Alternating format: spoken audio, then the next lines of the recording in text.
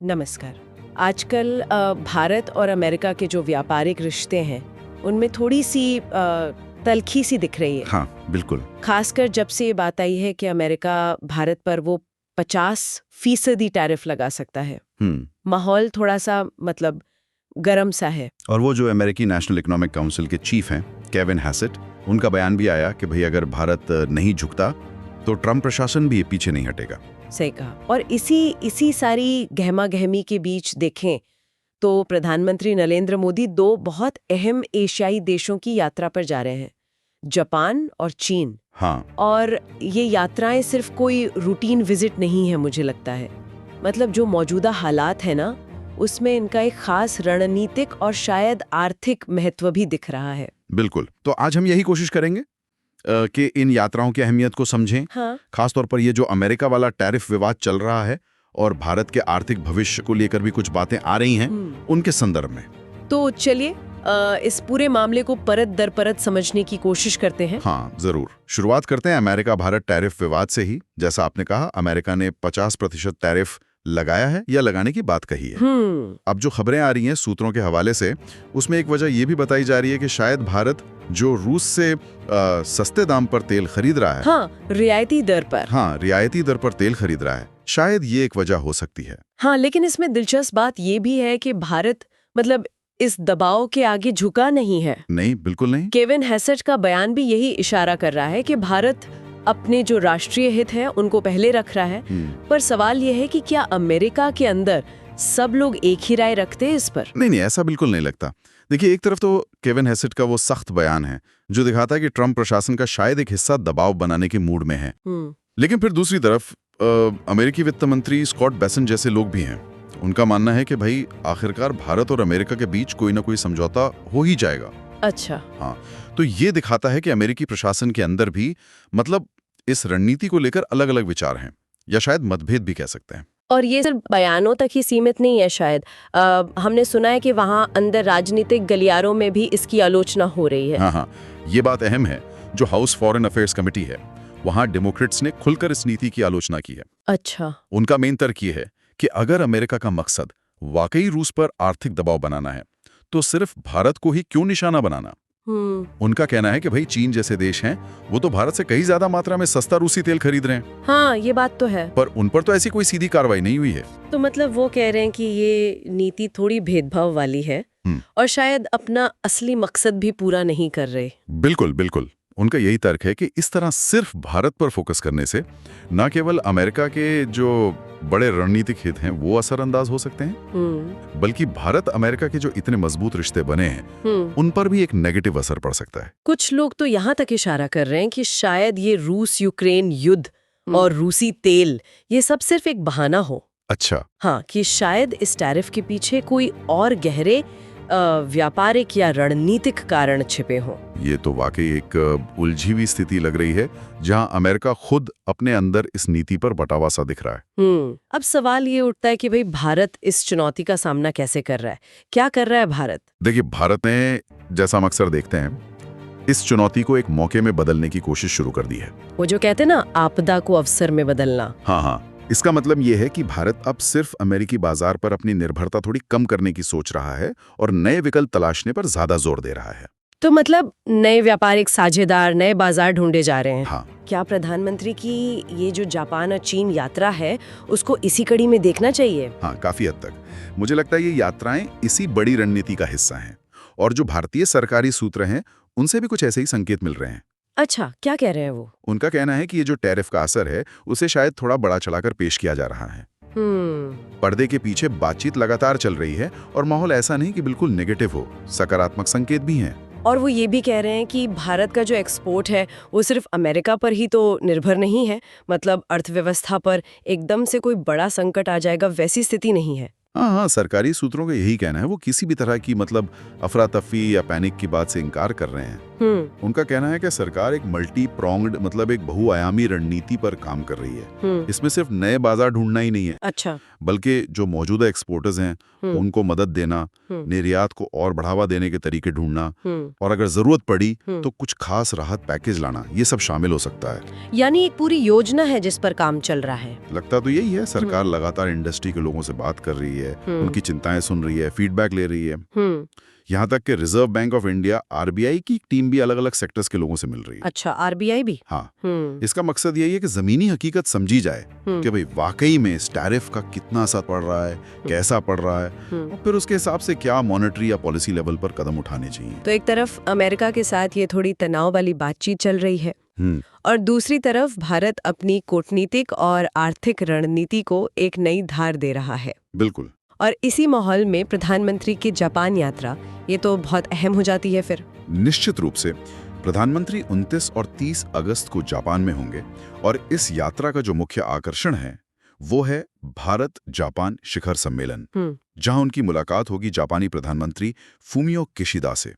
और इसके अलावा वो जापान के कई बड़े उद्योगपतियों से भी मिलेंगे। अच्छा, उद्योगपतियों से भी? हाँ, जो भारत में निवेश करने में रुचि दिखा सकते हैं। और बातचीत के मुद्दे क्या रहने वाले हैं?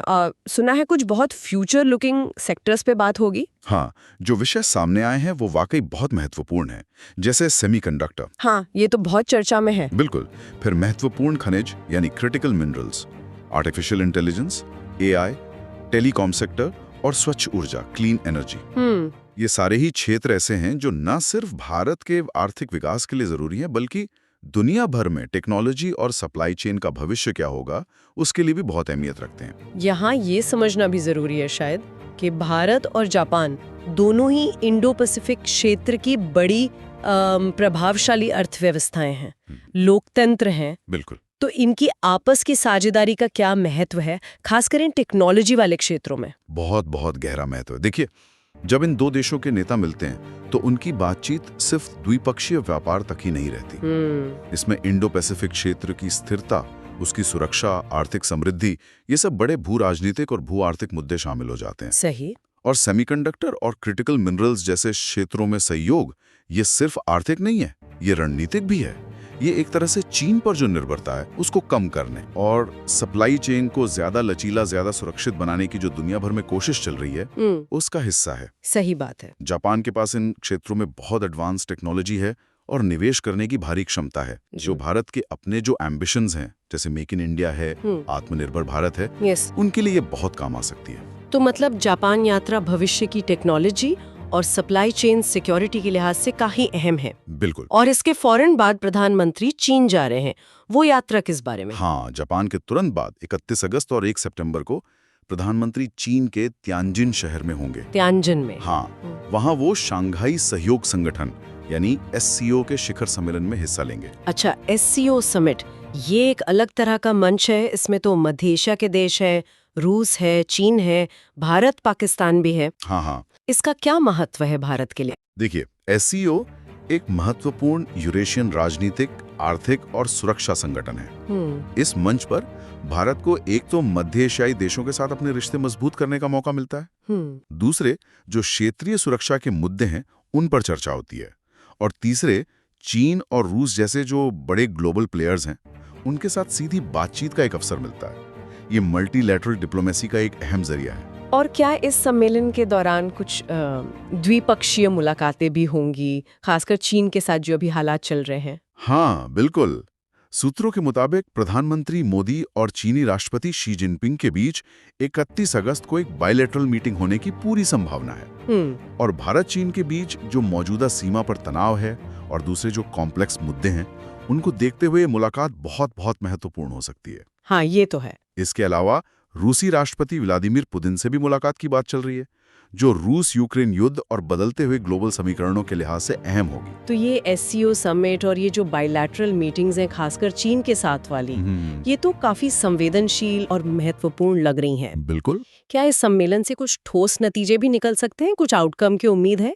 उम्मीद तो की जा रही है कि एससीओ शिखर सम्मेलन के आखिर में कुछ अहम आउटकम दस्तावेज जारी होंगे जो शायद रीजनल कोऑपरेशन, आतंकवाद के खिलाफ लड़ाई या आर्थिक कनेक्टिविटी जैसे मुद्दों पर सदस्य देशों की एक साझा समझ दिखाएंगे। अच्छा। इसके अलावा अलग अलग क्षेत्रों में सहयोग बढ़ाने के लिए कई बायलैटरल और मल्टीलैटरल समझौता ज्ञापन मतलब MOUs उन पे भी साइन होने की संभावना है।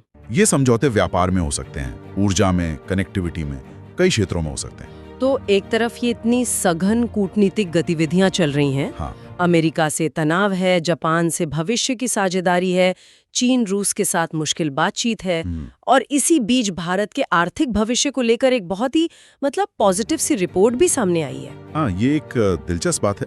दुनिया की जो जानी मानी अकाउंटिंग फर्म है अर्नस्ट एंड यंग, EY, हाँ EY, उन्होंने हाल ही में एक रिपोर्ट जारी की है और उसमें भारत की अर्थव्यवस्था के भविष्य को लेके काफी मतलब आशावादी अनुमान लगाए गए हैं। और ये अनुमान जो ये कूटनीतिक चालें चल रही हैं ना, इनको एक अलग ही कॉन्टेक्स्ट देते हैं। क्या कहती है रिपोर्ट? सुना इसमें कुछ बहुत बड़े दावे हैं। हाँ, रिपोर्ट का सबसे बड़ा दावा तो यह है कि भारत 2038 तक यानी अगले कोई 1.5 दशक में दुनिया की दूसरी सबसे बड़ी अर्थव्यवस्था बन सकता है। दूसरी सबसे बड़ी अर्थव्यवस्था? ये तो जबरदस्त बात है। हाँ, ये वाकई एक बहुत बड़ा और महत्वाकांक्षी अनुमान है। क्या रिपोर्ट में इसके लिए कोई आंकड़े या कोई आधार भी बताया है? कैसे? बिल्कुल। EY का अनुमान है कि भारत की GDP जो अभी करीब $4 ट्रिलियन के आसपास है, वो 2030 तक बढ़कर $20.7 ट्रिलियन और 2038 तक $34.2 ट्रिलियन तक पहुंच सकती है। बाप रे, 34.2 ट्रिलियन। हाँ, ये आंकड़े मतलब भारत की जो संभावित आर्थिक उड़ान है उसकी एक तस्वीर दिखाते हैं। लेकिन सिर्फ आंकड़ों से तो नहीं, क्या रिपोर्ट में ये भी बताया है कि ये जो इतनी जबरदस्त ग्रोथ होगी इसके पीछे कारण क्या होंगे? कौन सी ताकतें हैं जो इसे मुमकिन बनाएंगी? हाँ, रिपोर्ट में भारत की कुछ खासियतों का जिक्र है जो इस विकास को रफ्तार दे सकती हैं। सबसे पहली तो है भारत की मजबूत घरेलू मांग, मतलब भारत की अपनी जो इतनी बड़ी आबादी है, हाँ, वो खुद ही एक बड़ा बाजार है। बिल्कुल, वही खपत का एक बहुत बड़ा सोर्स है। बिल्कुल। दूसरा, भारत की युवा आबादी, जो डेमोग्राफिक डिविडेंड की बात हम करते हैं, ये न सिर्फ एक बड़ा वर्कफोर्स देती है बल्कि भविष्य में कंज्यूमर डिमांड को भी बढ़ाएगी। तीसरा, भारत की जो ऊंची बचत और निवेश दरें हैं, हाँ, जो कैपिटल फॉर्मेशन और आर्थिक विस्तार के लिए जरूरी हैं। ये तो हो गई भारत की अंदरूनी शक्तियों की बात। क्या कुछ बाहरी या मैक्रो इकोनॉमिक लेवल पर भी कोई पॉजिटिव बात बताई गई है? हाँ, एक बहुत महत्वपूर्ण बात जो EY रिपोर्ट में कही गई है वो है भारत का सरकारी कर्ज। अच्छा। रिपोर्ट के मुताबिक GDP के अनुपात में भारत का सरकारी कर्ज धीरे धीरे कम हो रहा है या स्थिर है। और ये इसलिए खास है क्योंकि इसी दौरान दुनिया की ज्यादातर जो बड़ी अर्थव्यवस्थाएं हैं, चाहे वो विकसित हों या विकासशील, हाँ, वहाँ तो कर्ज बढ़ रहा है। हाँ, उन पर सरकारी कर्ज का बोझ लगातार बढ़ रहा है। तो कम होता कर्ज सरकार को भविष्य में आर्थिक नीतियों के लिए ज्यादा गुंजाइश देता है और अर्थव्यवस्था की स्थिरता को भी बढ़ाता है। तो अगर हम इन सब बातों को एक साथ जोड़ के देखें, अमेरिका से वो व्यापारिक तनाव, जापान और चीन के साथ ये कूटनीतिक सक्रियता और फिर ये जबरदस्त आर्थिक भविष्यवाणी, तो क्या हम ये कह सकते हैं कि भारत एक मल्टी लेवल स्ट्रैटेजी पर चल रहा है? निश्चित रूप से। आप देखिए, ये जो आर्थिक अनुमान है, अगर ये सही साबित होते हैं तो ये भारत की जो ग्लोबल बार्गेनिंग पावर है उसको काफी बढ़ा देते हैं। सही बात है। जब दुनिया आपको भविष्य की दूसरी सबसे बड़ी आर्थिक शक्ति के रूप में देख रही हो तो आपकी जो डिप्लोमेटिक चालें हैं उनका वजन अपने आप बढ़ जाता है। हाँ।